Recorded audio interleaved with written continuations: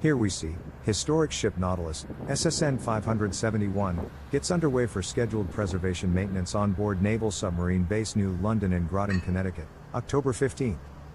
Nautilus, the world's first nuclear-powered submarine and current Submarine Force Museum centerpiece, will begin an estimated $36 million preservation project, and is expected to be completed in 6 to 8 months.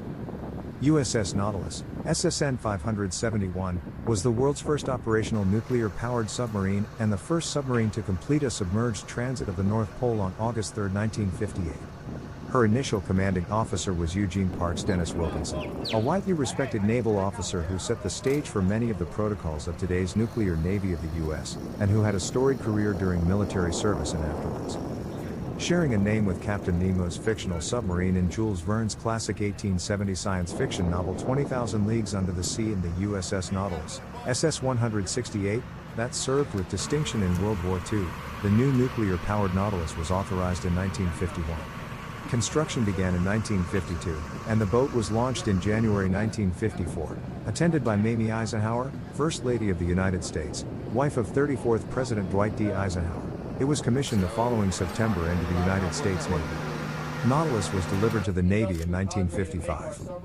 Because her nuclear propulsion allowed her to remain submerged far longer than diesel-electric submarines, she broke many records in her first years of operation and traveled to locations previously beyond the limits of submarines. In operation, she revealed a number of limitations in her design and construction. This information was used to improve subsequent submarines. Nautilus was decommissioned in 1980 and designated a National Historic Landmark in 1982. The submarine has been preserved as a museum ship at the Submarine Force Library and Museum in Groton, Connecticut, where the vessel receives around 250,000 visitors per year. Following Nautilus's keel lane in June of 1952. I think we have started something that will, in the long run, maybe 50 years from now, make history. Well, Nautilus and the crew made history much faster than that. They were very power in 1955, and for the world, our country, and the Navy, the North Pole, in 1958. We were busy sub-base platforms today. The stealth, agility, endurance, and payload of the we talk about, which in July 1977, Midshipman Third Class Sam Cox, we meet. He instantly, most everyone else saw the weapons potential out of this. He saw power for submarines. Historic ship Nautilus is underway.